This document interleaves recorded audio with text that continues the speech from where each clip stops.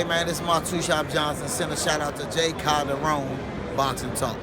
What's up, y'all? It's Jay Calderon, Stand Clear Entertainment, and we're about to get into this week's Boxing Talk. This Saturday, April 22nd, at the Barclays Center in Brooklyn, New York. It's a welterweight showdown between two former welterweight champions in Shawn Showtime Porter versus Andre Berto. This is a matchup where two fighters are looking to become the mandatory challenger for unified champion Keith One-Time Thurman.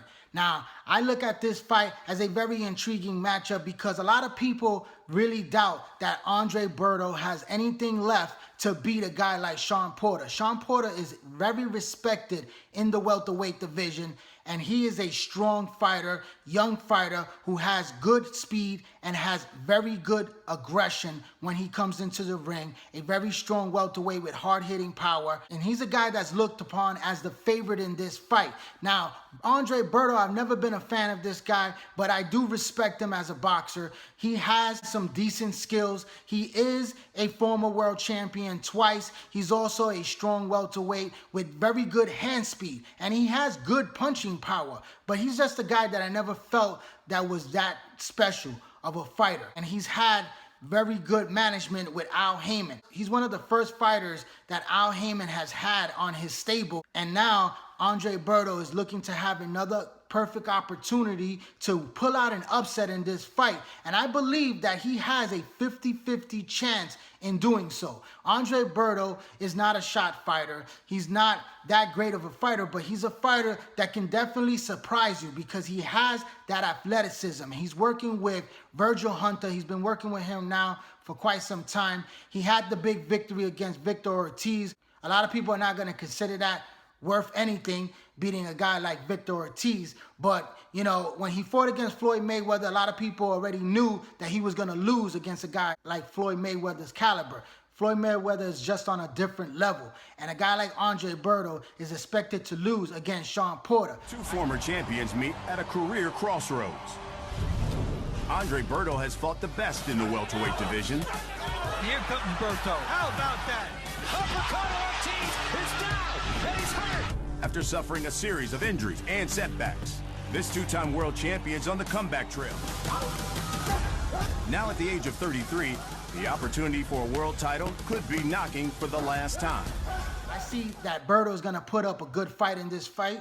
I believe that his hand speed is a little bit quicker than Shawn Porter. Who's the stronger fighter? I lean towards Shawn Porter. Who's the harder hitting puncher? I believe they both have the same punching power.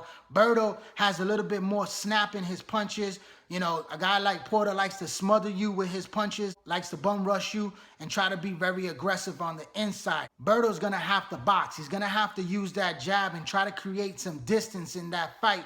And he also is gonna have to use some of that footwork. He has good footwork, I believe a little bit better than Shawn Porter's footwork, but it's gonna be a very interesting fight. It's gonna be an exciting fight. I think it's gonna be a lot of action in this fight, and I can't wait. It's gonna be a very good crowd on hand at the Barclays Center for these two guys to really battle it out. And who's gonna be the one to take on Keith Thurman? You know, Shawn Porter put on a great fight against Keith Thurman. When they fought, I believe it was a better fight than Keith Thurman and Danny Garcia's fight. And I believe that that rematch will happen down the road if Shawn Porter is successful. But I wouldn't be surprised if Andre Berto pulls out an upset in this fight and puts himself in a very good position to fight a guy like Keith Thurman. I think that's also a very intriguing matchup. And I don't think he could beat a guy like Keith Thurman at all. But I think that, you know, Andre Berto is a very good, solid fighter and a guy that's not done yet in the welterweight division.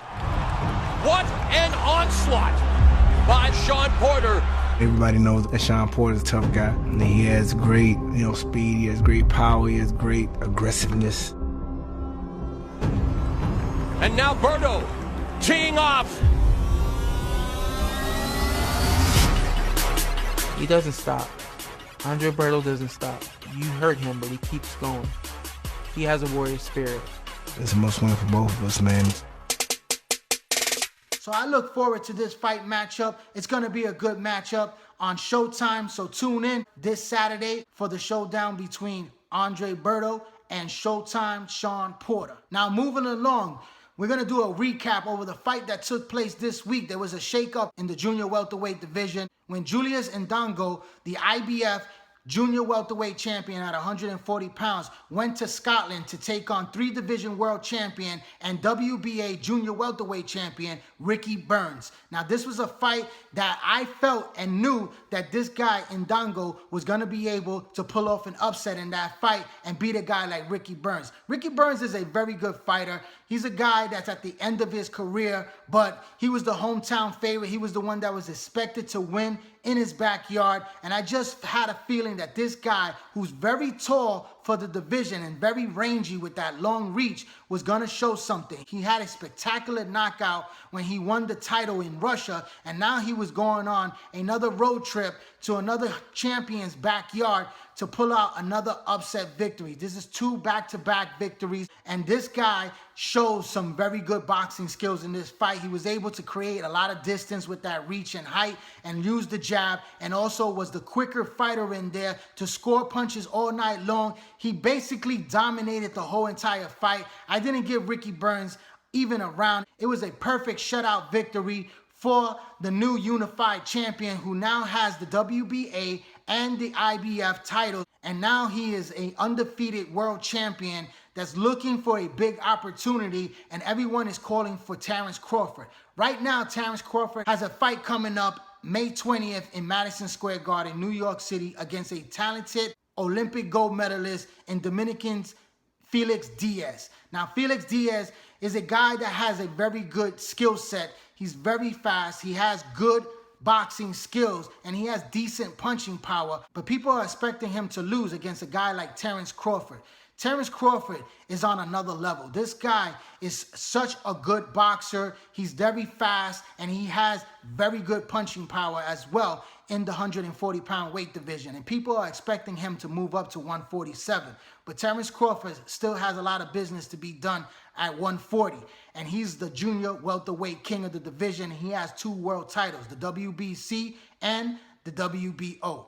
And a matchup between him and Julius Indongo is a very good matchup. I expect him to have a very good fight against Felix Diaz, but I feel that Felix Diaz is a smaller fighter in there, and I think that Terrence Crawford is just going to be too much, because Terrence Crawford's skill set versus Felix Diaz's skill set is basically evenly matched. And I believe the punching power lies a little bit more with Terrence Crawford, and the hand speed is probably a little bit more on Terrence Crawford's side. And he's been in bigger fights. So I believe Terrence Crawford is going to come out victorious in that fight. And then the discussion is, will he fight to unify all the belts at 140 pounds to become the true king of the division as the undisputed champion? So I look forward to these guys down the road in the future. This fight has to happen. Hopefully by the ending of the year, it will be a great matchup. And then after that, we can see a guy like Terrence Crawford move up to the welterweight division to take on the big stars at 147 pounds. But that's my final analysis.